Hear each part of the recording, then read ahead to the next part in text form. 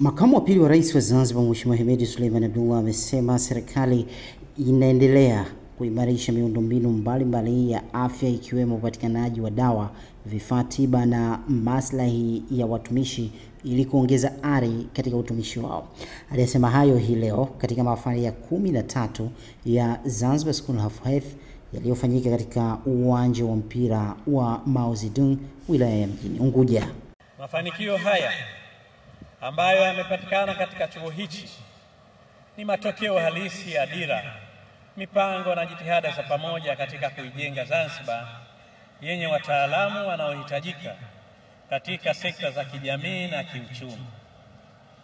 Napenda kutumia nafasi hii kuwapongeza wamiliki wa chuo, bodi ya wadhamini, management ya chuo, wakufunzi na wafanyakazi wote wa Zanzibar School of Health kwa juhudi zenu mbalimbali ambazo mnazifanya na kuweza kupata mafanikio makubwa kila mwaka. Rai yangu kwenu, endelezeni mashirikiano yenu ambayo ndio msingi mkuu wa mafanikio.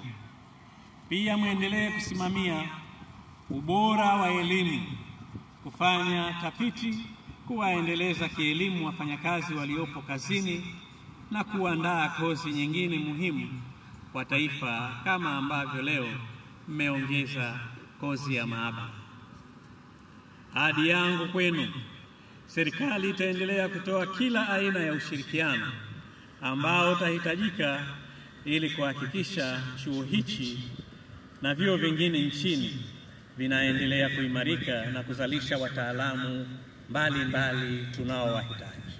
Kwa upande wake, waziri wa elimu na mafunzo ya amali Zanzibar Mheshimiwa Leila Mohamed Musa amesema Wizara ya Elimu ipo tayari kufanya kazi na taasisi zote za elimu ikiwemo Zanzibar School of Health katika kuhakikisha chuo hicho kinaendelea kutoa taaluma bora za afya. Tayari kuhakikisha tunafanya kazi nao.